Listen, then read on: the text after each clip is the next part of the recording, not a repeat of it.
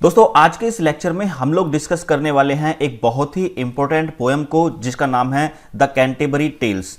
इसको लिखा है father of English literature, father of English poetry जिन्हें कहा जाता है जॉफ्री चौसर। इस लेक्चर के अंदर हम लोग द कैंटेबरी टेल्स की समरी को नहीं समझेंगे, हम समझेंगे जनरल प्रोलॉग को। देखिए जो भी एमए के स्टूडेंट हैं या फिर आप यूजीसी नेट की तैयारी करते हैं तो आप लोगों को कैंटेबरी टेल्स का जनरल प्रोलॉग जो है वो पढ़ना बहुत ज़्यादा जरूरी हो जाता है, क्योंकि इससे बहुत सारे क्वेश्चन आप लोगों से पूछे जाते हैं। तो आप चाहे किसी भी यूनिवर्सिटी से बिलोंग करते हो या फिर यूजीसी नेट की तैयारी कर रहे हो या फिर जहां पर भी चौसर को पढ़ाया जाता है, तो आपको कैंटेबरी टेल्स का जनरल प्रोलॉग जो है ना पढ़ना बहुत जरूरी है। तो मैं इस वीडियो में आप लोगों को अच्छी खासी डिटेल इसके बारे में बताऊंगा और आपको साथ साथ नोट्स भी देता रहूंगा ताकि आपको यह पता लग जाए कि आपको पढ़ना क्या है, ठीक है, और किस तरह से आप लोगों को एग्जाम में क्वेश्चन आंसर करने हैं। तो शुरू करते हैं। देखिए सबसे पहले मैं आप लोगों को कैंटेबरी टेल्स के बारे में कुछ बता देता हूं। कैंटेबरी टेल्स एक ऐसा वर्क है जो जॉफ्री चौसर ने लिखा था और इसके अंदर 24 स्टोरीज जो है ना इंक्लूड की गई हैं। तो एग्जाम में ये चीज पूछी जाती है आप लोगों से शॉर्ट क्वेश्चन में कि कैंटेबरी टेल्स के अंदर जॉफ्री चौसर ने कितनी स्टोरीज को लिखा था। तो आप लोगों को 24 स्टोरीज इसका आंसर देना है। या फिर दूसरे तरीके से क्वेश्चन पूछा जाता है कि जॉफ्री चौसर का इनकम्प्लीट वर्क कौन सा है, तो आपको फिर भी द कैंटेबरी टेल्स ही इसका आंसर देना है। नेक्स्ट फैक्ट है कि जॉफ्री चौसर ने इसको end of the 14th century में लिखा था। जॉफ्री चौसर ने इसे 1387 के आसपास लिखना स्टार्ट किया और 1400 में जॉफ्री चौसर की डेथ हो गई थी, ठीक है, 1400 में इनकी डेथ हो गई थी, जिसकी वजह से ये वर्क इनका इनकम्प्लीट रह गया था।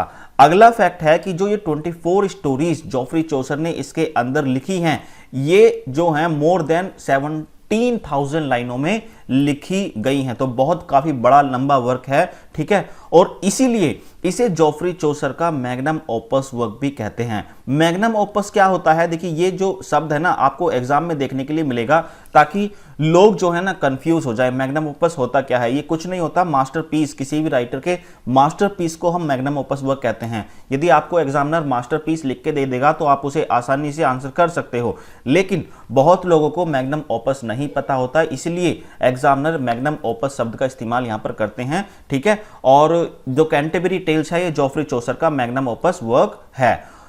जॉफ्री चौसर ने डिसाइड किया था कि वो 120 स्टोरीज को लिखेंगे अपने इस वर्क में, लेकिन उनकी डेथ की वजह से ये वर्क जो है इनकम्प्लीट रह गया। अब ये जो कैंटेबरी टेल्स है, ये कैंटेबरी टेल्स जो है ये पिलग्रिम्स की कहानी है, ठीक है। ये 29 पिलग्रिम्स होते हैं एक जगह पर और एक हमारा नरेटर होता है। नरेटर कौन? जॉफ्री चौसर। तो मिलके कितने हो जाते हैं? 30 लोग हो जाते हैं। अब ये लोग डिसाइड करते हैं कैंटेबरी टेल्स जाते समय कि हम 2 स्टोरी आते समय सुनाएंगे और 2 स्टोरी जाते समय सुनाएंगे। तो एक आदमी 4 स्टोरी सुनाएगा। जब एक आदमी 4 स्टोरी सुनाएगा और 30 लोग हैं तो टोटल 120 स्टोरी जॉफ्री चौसर को लिखनी थी, लेकिन 1400 में इनकी डेथ होने की वजह से ये वर्क जो है इनकम्प्लीट रह गया। ये तो थी कैंटेबरी टेल्स की इंफॉर्मेशन। अब बात करते हैं इसके जनरल प्रोलॉग की। देखिए जब सर्दियां खत्म होती हैं तो जो ठंडे देश होते हैं वहां पर गर्मियों को जो है ना बहुत ही अच्छा माना जाता है।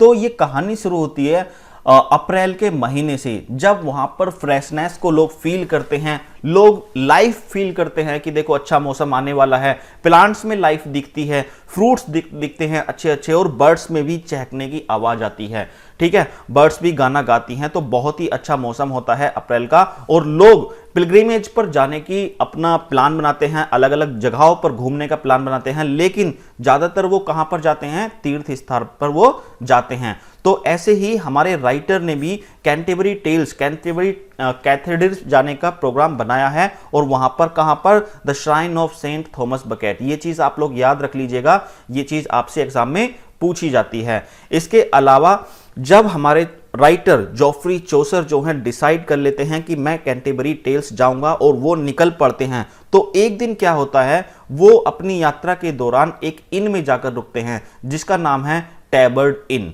अब इस इन का नाम भी याद रखना आप लोग, क्योंकि शॉर्ट क्वेश्चन में आपसे यह भी पूछा जाता है कि कौन सी इन के अंदर जॉफ्री चौसर रुके थे, और ये इन कहां पर है? साउथवार्क के अंदर है, ठीक है। अब जब जॉफ्री चौसर यहां पर रुकते हैं तो 29 पिलग्रिम्स का एक और ग्रुप इस इन में आकर रुकता है, जिसे हमारे नैरेटर, जिसे हमारे राइटर जॉफ्री चौसर भी ज्वाइन कर लेते हैं। देखिए, मैं आप लोगों को इमेज के माध्यम से इसे समझाना चाहूंगा। ये है वो टैबर्ड इन, और इस इनका जो होस्ट है हैरी बैले इसका नाम है। तो हैरी बैली जो है, इस नाम को आप लोग याद रख लीजिएगा दोस्तों। इस होस्ट ने भी बहुत ही अच्छा रोल निभाया है। क्या रोल निभाया है मैं आप लोगों को आगे बताऊंगा।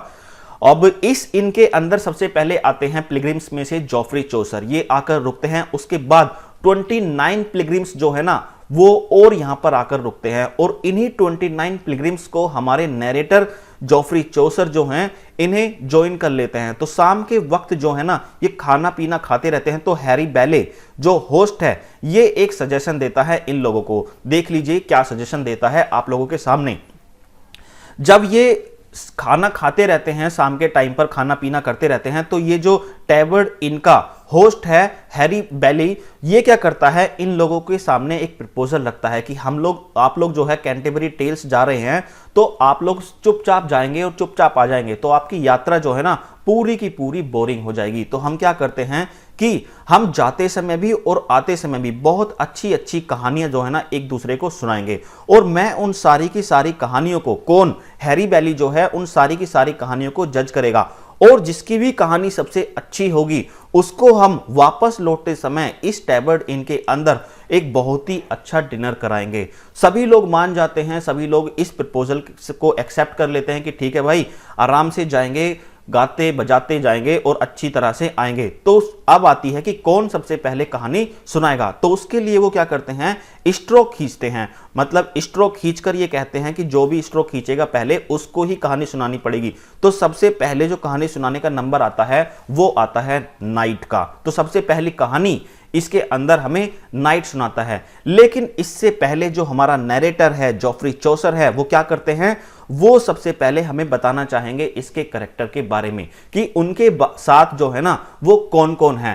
तो जनरल प्रोलॉग के अंदर हमें ये सारे के सारे कैरेक्टर पता चलेंगे कि कौन उनके साथ साथ है। तो सबसे पहले आता है नाइट का कैरेक्टर। तो ये जो नाइट है ना जॉफ्री चौसर की नजरों में the noblest of the pilgrims हैं। मतलब सारे के सारे जो पिलग्रिम्स हमारे पास हैं उन सब में से सबसे ज्यादा नोबल जो करेक्टर है वो नाइट का ही करेक्टर है। क्यों?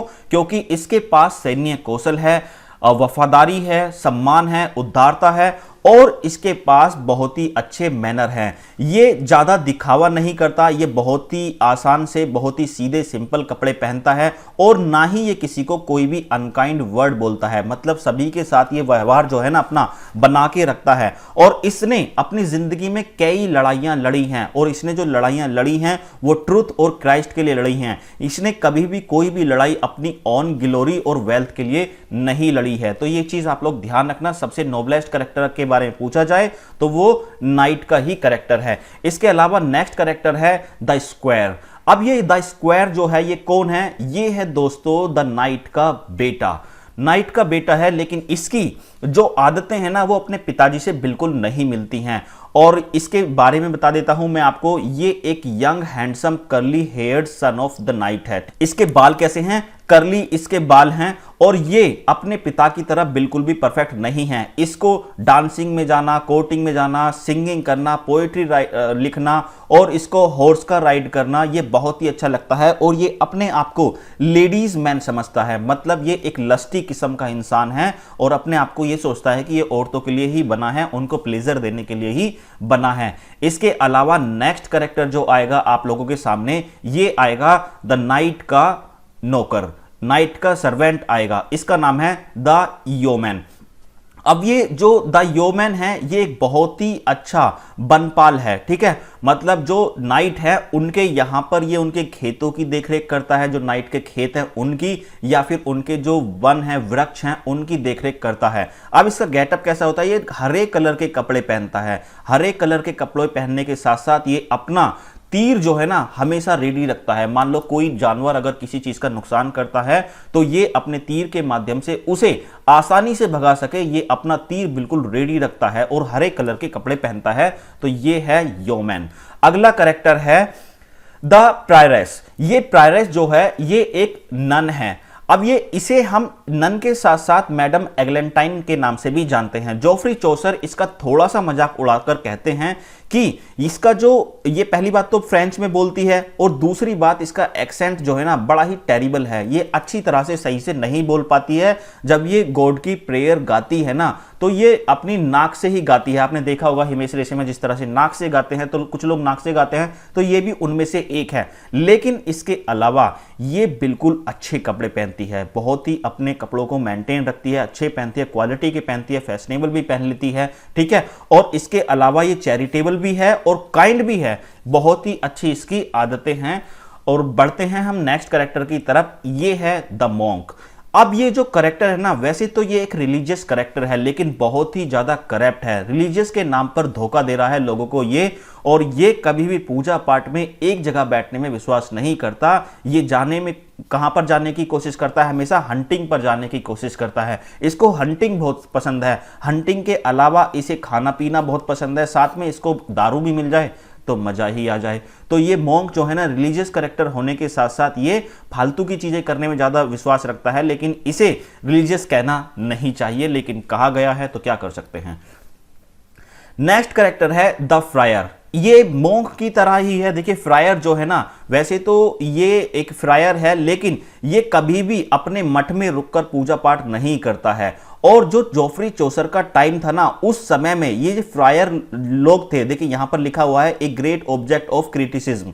यहां पर ये बताते हैं कि जोफ्री चौसर के टाइम पर ये फ्रायर लोग जो थे, इनको बहुत ज्यादा क्रिटिसाइज किया जाता था। ये एक ऐसी ऑब्जेक्ट बन गए थे जिनके ऊपर कोई भी क्रिटिसाइज कर सकता है जिन्हें, ठीक है।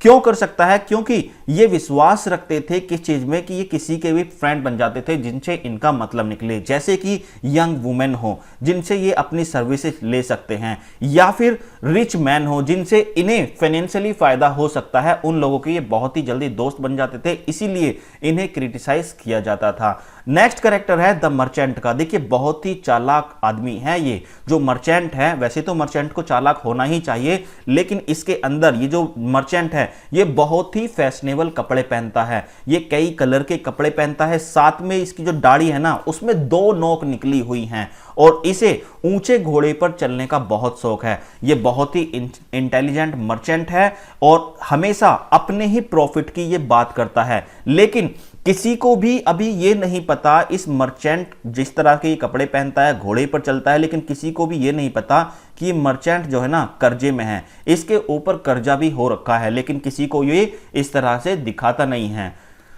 इसके अलावा द क्लर्क, ये है बहुत ही बेहतरीन कैरेक्टर जो कैंटरबरी टेल्स के अंदर बताया है जोफ्री चौसर ने। क्यों मैं इसे बेहतरीन बोल रहा हूं? क्योंकि देखिए इसका नाम जो है द क्लर्क है, और दूसरा ये एक पुअर स्कॉलर है। पुअर होने के साथ साथ जो भी इसके पास पैसे आते हैं वो उनसे ये कपड़े नहीं खरीदता। ये कपड़े पहनता है, फटे पुराने कपड़े पहनता है, और जो पैसे इसके पास होते हैं उन सारी के सारे पैसों से ये बुक्स खरीद लेता है, ताकि ये अपनी नॉलेज को, लर्निंग को जो है ना बढ़ा सके।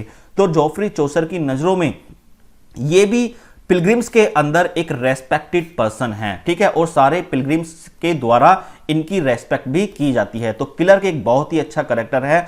अब the man of law, the man of law जो है ये भी मर्चेंट की तरह ही है। शो ऑफ कुछ और करता है, एक्चुअली में कुछ और है, लेकिन अपने काम के हिसाब से बहुत ही ज्यादा इंटेलिजेंट है। ये जो मैन ऑफ लॉ है ये ए member of the new middle class family से बिलोंग करता है, क्लास से बिलोंग करता है, ठीक है। इसके अलावा ये बहुत ही अपने काम में परफेक्ट है। इतना परफेक्ट है जो भी लीगल डॉक्यूमेंट इसके द्वारा बनाए जाते हैं उसके अंदर कोई भी फॉल्ट नहीं निकाल सकता। ये बहुत ही अच्छी तरह से काम करता है, अपने काम में ये परफेक्ट आदमी है, और अपने आप को हमेशा ये बिजी दिखाने की कोशिश करता है, और इतना बिजी कि जितना काम भी इसके पास नहीं होता उससे ज्यादा ये बिजी दिखाने की कोशिश करता है। नेक्स्ट कैरेक्टर है द फ्रैंकलिन का।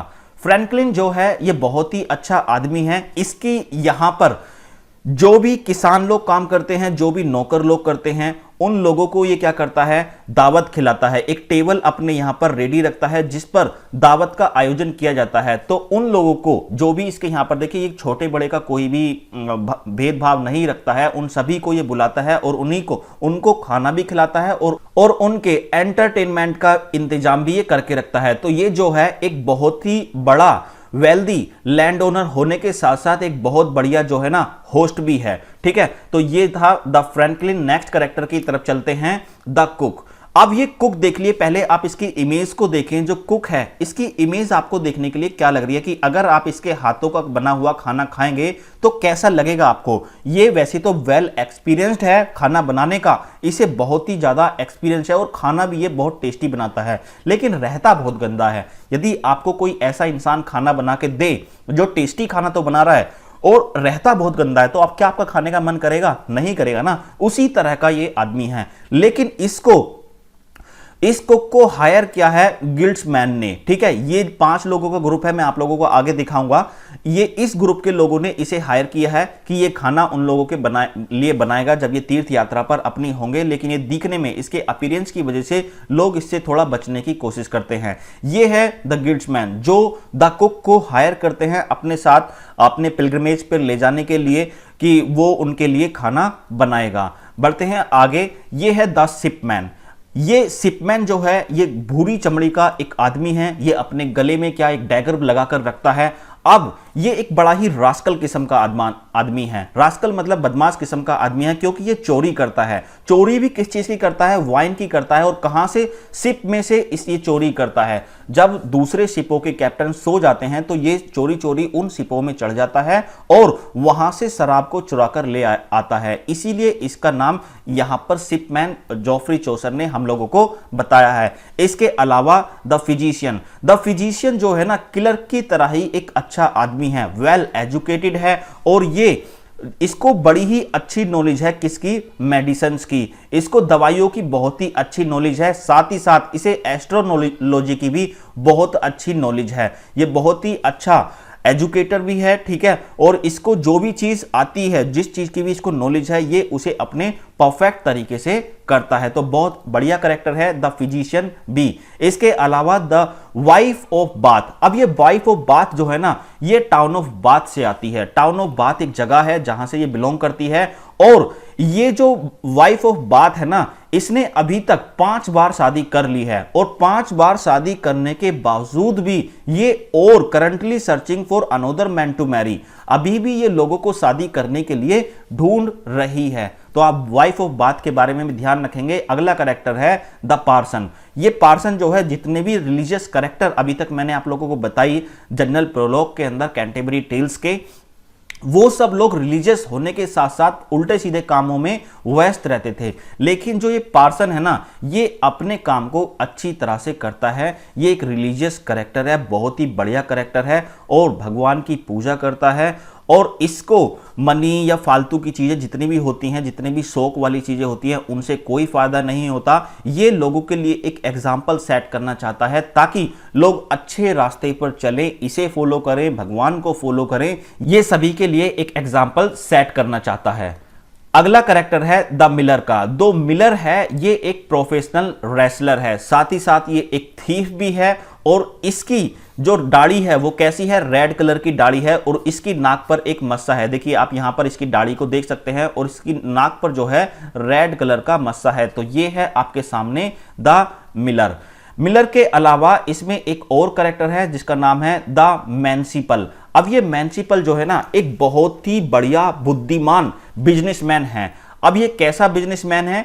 ये बड़ा ही चालाक है। किसकी तरह चालाक है? शिपमैन की तरह चालाक है, मिलर की तरह चालाक है। ये अपने मास्टर्स को फूल बनाता है, उनकी चोरी करता रहता है, उनसे चीजें चुराता रहता है। कैसे? देखिए मैं आप लोगों को यहां पर बता देता हूं। पहली बात, इसकी खासियत पहली ये है कि जब भी कोई चीज खरीदेगा तो उस चीज को खरीदने से पहले, चाहे वो कैश में खरीद रहा हो चाहे फिर उधार खरीद रहा हो, लेकिन खरीदने से पहले अच्छी खासी बार्गेनिंग करता है। बार्गेनिंग करता है, चाहे उधार ही खरीद रहा हो फिर भी बार्गेनिंग करेगा। और इसके अलावा इसके अंदर एक और टैलेंट है। अभी तक इसके जो है ना मोर देन 30 मास्टर्स रह चुके हैं। इसके 30 मास्टर्स के आसपास अभी तक रह चुके हैं और वो सारे के सारे मास्टर जो थे ना, वो लॉ की नॉलेज में बहुत ही अच्छे थे, उनको बहुत ही अच्छी नॉलेज थी। लेकिन ये जो मैंसिपल है, ये उनको बिफूल कर देता है, मतलब मूर्ख बना देता है। इतना चालाक है शिपमैन और मिलर की तरह। तो आई होप ये कैरेक्टर भी आप लोगों को समझ में आया होगा। अगला कैरेक्टर है रीव का। रीव जो है, ये है एक स्टेट का मैनेजर। अब ये बड़ा ही बूढ़ा है, पतला है, दुबला है, एकदम केकड़े की तरह दिखता है, लेकिन लोग इससे डरते हैं। क्यों डरते हैं? क्योंकि इसे बहुत सारी ट्रेड की ट्रिक्स आती हैं, बिजनेस की बहुत सारी ट्रिक्स आती हैं, और ये अपने बॉस से भी ज्यादा वेल्दियर है, मतलब अपने बॉस से भी ज्यादा इसके पास पैसा है। साथ ही साथ ये एक बहुत ही अच्छा कारपेंटर भी है, टैलेंटेड कारपेंटर है। इसको बहुत गुस्सा आता है जब मिलर जो है ना एक कारपेंटर की स्टोरी सुनाता है, पुलिस कारपेंटर की स्टोरी सुनाता है, तो इसको बहुत गुस्सा आता है उस समय पर। तो रीव जो है ये बहुत ही अच्छा करेक्टर माना जा सकता है। अगला करेक्टर है द समनर। अब ये क्या है? ये एक और रिलीजियस करेक्टर हमें यहां पर देखने के लिए मिला है, लेकिन ये किस तरह का है? एकदम पाखंडी है, ये एकदम पाखंडी है। इसको एक बीमारी लग जाती है, स्किन डिसीज लग जाती है, जिसको हम चर्म रोग भी बोल सकते हैं। इसकी स्किन ऐसी होने लगती है जैसे मान लो कि पपड़ी जम जाती है, या फिर एकदम चेहरा मुरझाया हुआ हो जाता है। इस तरह की डिसीज इसे लग जाती है।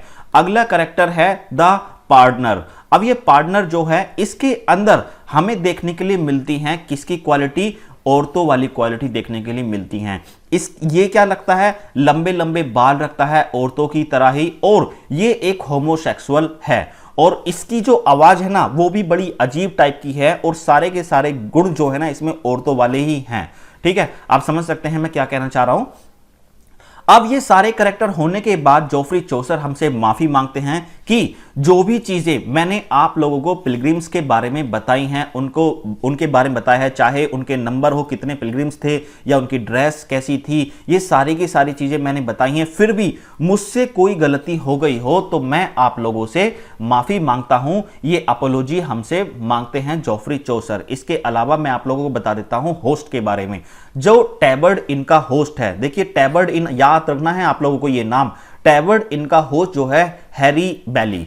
अब ये हैरी बैली बहुत ही जोली किस्म का इंसान है, जिसने ये प्रपोजल दिया था सभी लोगों को कि आप लोग जाते समय 2 स्टोरी सुनाओगे और आते समय 2 स्टोरी सुनाओगे, जिसकी वजह से जोफ्री चौसर इस वर्क को लिख पाए। अदरवाइज जोफ्री चौसर को ना स्टोरी मिलती और ना ही वो उसे लिख पाते। तो हैरी बैले के इस प्रपोजल के लिए ही उन्हें वो धन्यवाद कहते हैं। और हैरी बैली ही एक ऐसा कैरेक्टर है जो उसके नियमों को सेट करता है, उसके सारे जो कहानियां हैं उसके नियमों को सेट करता है। आई होप ये जनरल प्रोलॉग आप लोगों को समझ में आया होगा। मिलते हैं नेक्स्ट लेक्चर में, तब तक के लिए जय हिंद।